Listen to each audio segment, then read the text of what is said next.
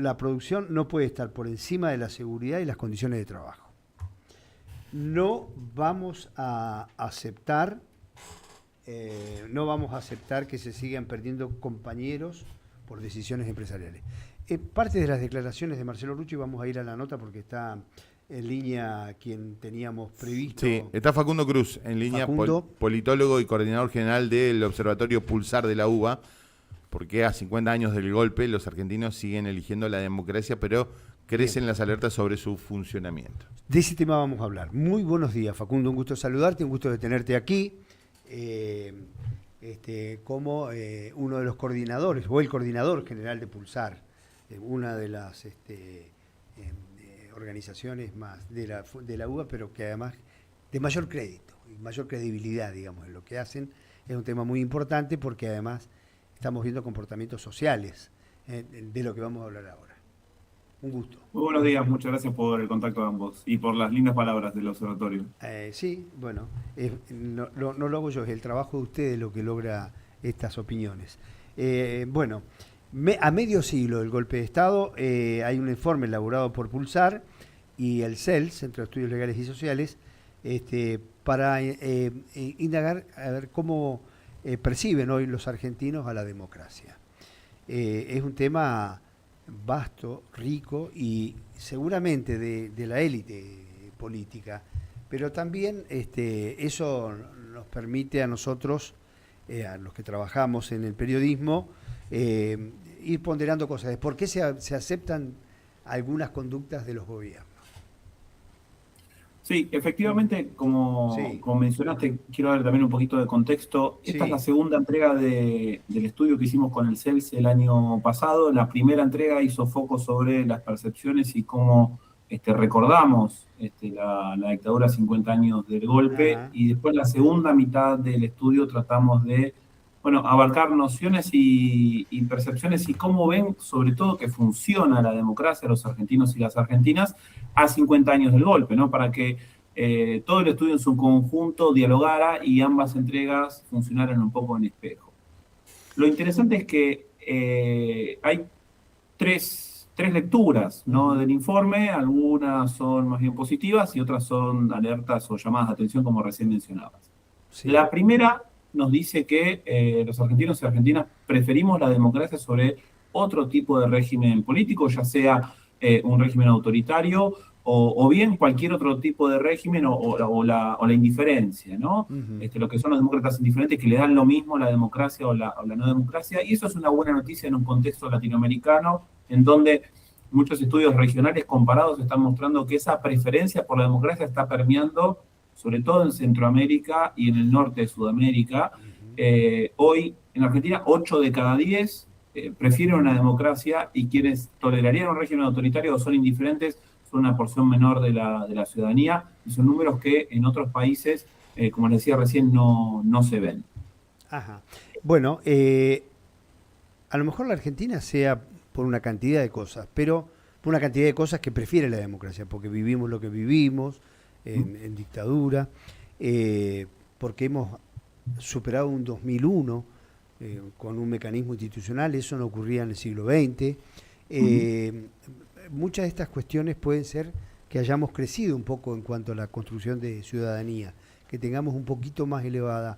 Hace algunos años yo leí, hace algunos años, pero no tengo un informe actualizado, de un trabajo que había hecho Latino Barómetro respecto de cómo, de acuerdo al gobierno, si era un gobierno neoliberal o era un gobierno populista, cómo la gente adhería más o menos, de acuerdo a la capacidad de consumo que tenía, adhería más o menos al sistema democrático.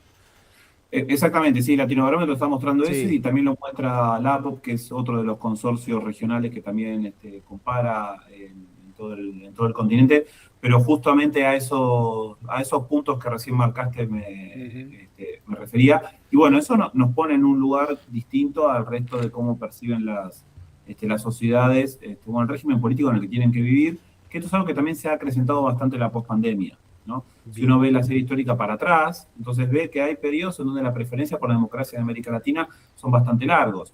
Pero digamos que a partir de la pandemia empezó a cambiar, y sobre todo cuando entra una problemática que es bastante grave, que es la inseguridad, el narcotráfico. Cuando eso se vuelve un tema de agenda y un problema de política pública, que justamente no es una solución la política pública para resolverlo, porque se vuelve una sensación de desgobierno, de descontrol, de descuidado, en donde aumenta la inseguridad y los índices de delictividad. Ahí, cuando empiezan a aparecer estos elementos, bueno, hay varios países que están mostrando cómo se empieza a permear un poco, ¿no?, el sostén de la democracia en términos de valores y de compromisos. Y quiero levantar el punto que recién mencionaba respecto de dónde nos anclamos, ¿no?, los argentinos para tener este compromiso democrático importante. Y acá es donde aparece la segunda lectura que les mencionaba. Cuando uno va a preguntar bueno, ¿cuáles son los elementos que tiene que tener la democracia? ¿No? Los ingredientes, las partes componentes de una democracia. Bueno, los argentinos tenemos bastante en claro que tiene que haber un equilibrio entre una cara electoral, una cara liberal y una cara republicana de la democracia, ¿no? Sí. Generalmente se habla de que la democracia tiene 5 caras, las 3 que mencioné, más la dimensión o la cara movimentista y la dimensión o la cara igualitaria.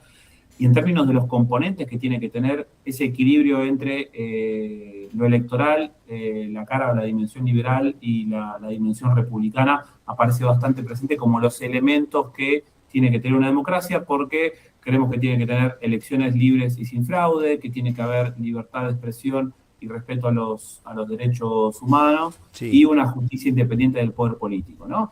Que son, bueno, tres pilares importantes sobre los cuales una democracia que funciona bien, bueno, tiene que tener para su dinámica cotidiana. Bien, en algunos casos un poder judicial independiente del poder político se cumple poquito. Exactamente. Nos baja la calificación ahí. Ahí hablamos de ciudadanía de baja intensidad en eso también, ¿no? Porque... sí, exactamente. Y ahí es donde aparece, justo ahí es donde aparecen las alertas, ¿no? Que es la tercera lectura de... Bueno, y una cosa que quería compartir con vos, que lo debés saber, obviamente, es que en algún momento el gobierno, a través de su ministro sin cartera, Nicolás Caputo, estaba midiendo a ver hasta dónde un éxito o una gestión económicamente exitosa de soslayo dejaba o soslayaba la democracia.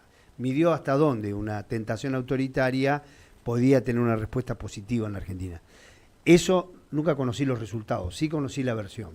Y después el otro tema que preocupa, y algunas advertencias ha hecho Lilita Carrió separando al IVA que le puede haber agregado Lilita, es el vínculo del gobierno con Peter Thiel, la erradicación en la Argentina, la idea de armar una democracia desde la inteligencia artificial y los antecedentes que tiene Peter Thiel, haber declarado que la democracia era un obstáculo para la libertad. Exactamente. Justo ahí es donde aparecen los llamados y las alertas, ¿no? Entonces, yo les mencionaba antes que la preferencia es importante, es un valor la democracia en Argentina. Los elementos que tienen que tener también son elementos importantes. Hay cierto consenso entre los argentinos, pero después está la pregunta sobre cómo está funcionando la democracia, ¿no? Y ahí es donde aparecen alertas que en el estudio que hicimos con el CELS definimos como alertas normalizadas. Y es justamente en donde el único sostén de la democracia argentina, o que parece ser que está funcionando bien, es en la dimensión de la cara electoral. En la dimensión liberal o en la dimensión republicana, yo les decía antes que son puntos importantes de elementos constitutivos de la democracia para los argentinos. Ahí es donde empezamos a detectar que empiezan a aparecer estas alertas normalizadas. Una de las preguntas que hicimos en el estudio es si los consultados detectaron en los últimos 5 años si se dio alguna de estas situaciones que voy a mencionar, y entre el 60 y el 70% de los consultados, no hablamos de 2/3 de los consultados y cerca de 3 de cada 4 de los consultados percibieron que el gobierno utilizó decretos de forma arbitraria para evitar el Congreso, que ha habido intimidaciones a periodistas, que hay situaciones de uso excesivo de la fuerza policial, que hay artistas que han sido perseguidos por sus opiniones o expresiones, que se realizó espionaje ilegal, que se limitó la posibilidad de protestar y que hubo violencia simbólica o física hacia minorías, ya sean colectivos LGTB, inmigrantes o pueblos originarios. Entonces, en términos del funcionamiento, acá es donde empiezan a aparecer las falencias y justamente son esta cara o esta dimensión liberal y republicana, donde empieza a permearse un elemento constitutivo de la democracia, en donde empezamos a ver que son situaciones que se normalizan y se regularizan, que se vuelven comunes, y en donde uno termina aceptando de alguna forma que esa situación está ahí presente, y no es una situación que vaya a revertirse. Entonces ahí es donde empiezan a aparecer los primeros llamados de atención en el estudio que hicimos con el CEDES. Bien, Facundo, de todas maneras la gente compra esta gestión con todo esto, ¿no? Cuando hablamos de...